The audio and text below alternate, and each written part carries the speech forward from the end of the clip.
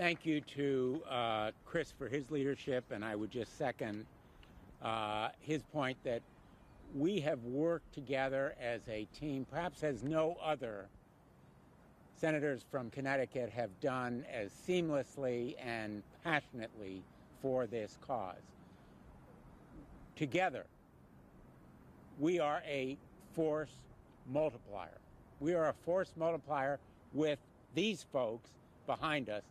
They are the ones who are turning the tide. The activists and advocates, the survivors, are the ones who are making this time different. In fact, this time feels different. The dawn of a new era, because we have unprecedented momentum, not only from two houses of Congress and a president committed to this cause, but the gun lobby is imploding. The NRA has declared bankruptcy. And we have the votes, bipartisan votes, among the American people. This cause is not partisan among the American people. It's partisan only in the United States Congress. That's where the gridlock, the dysfunction is. And that's where we're going to overcome these obstacles. Now, America awoke last Tuesday to another stunning, shocking, savage massacre. This one in Boulder. Just a week after Atlanta. The shooter in Atlanta, without a firearm, was just a racist and misogynist. But with that gun, he became a monster, a mass shooter. The killer in Boulder, without that firearm, was a deeply troubled man going into a grocery store. But with a firearm, he became a mass killer. Someone who's on the verge of suicide will shoot himself when he might have sought help. Someone who is a domestic abuser will shoot an intimate partner. The rate of death is 5 times as likely. Guns make other problems fatal and irreversible. Fatal and irreversible. And we can save lives. We are working hard. We're on the phones. We're going to be talking face-to-face to our colleagues, and we're changing minds. I think we're on the cusp of major progress. But we need the activism and advocacy of folks, the American people, like the ones with us today. The people from Connecticut know these stories. And it isn't just the mass killings. It's downtown Hartford, the drive-by shootings, the killings of young people, senseless, preventable, in our streets, our neighborhoods. None is immune. And I will be bringing those voices and faces to Washington, D.C. in a series of hearings that I have begun.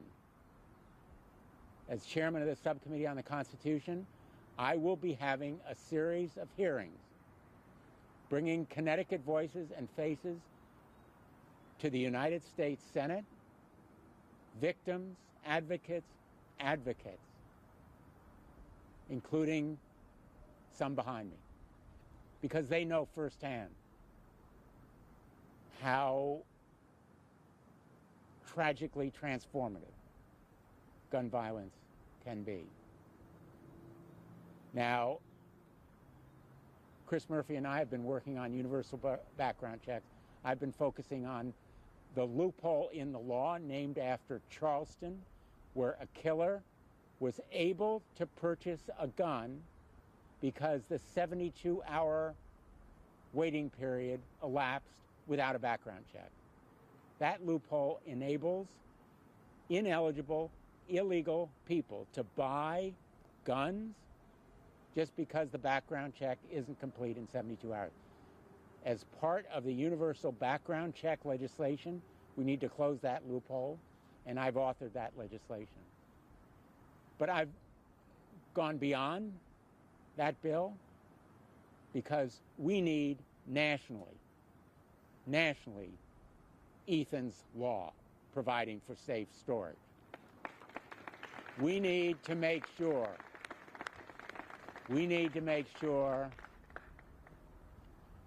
that young people and their families are not in danger of him or her going to a neighbor's house and playing with a gun that is unsafely stored.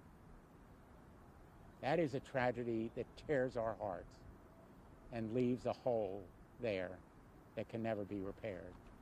We need to make sure that when someone says, as the shooter in Parkland did, I'm going to kill people at a school, that he is separated from his gun, that a court orders that he be separated from that gun. An emergency risk warrant like we have here in Connecticut can save lives as it would have done in Parkland. And we need to make sure that guns lacking serial numbers, ghost guns, that are assembled in people's homes are banned.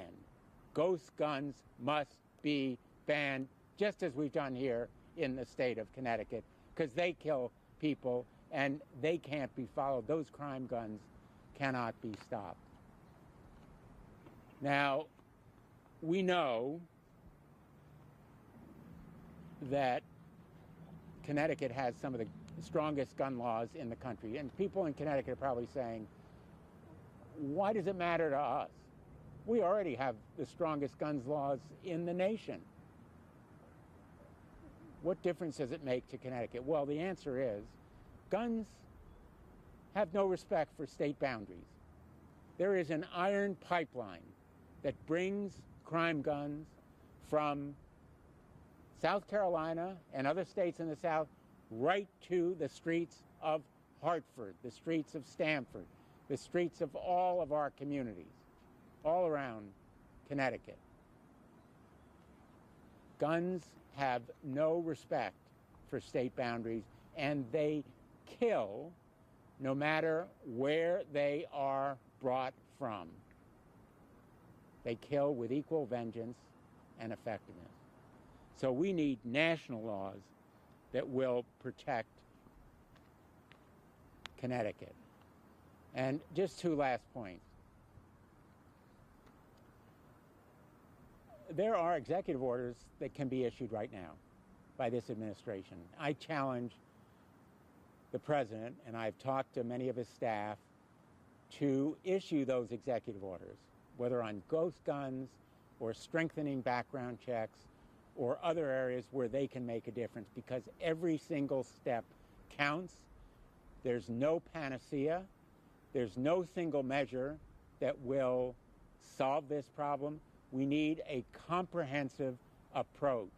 There's no single solution. It all ought to be our goal.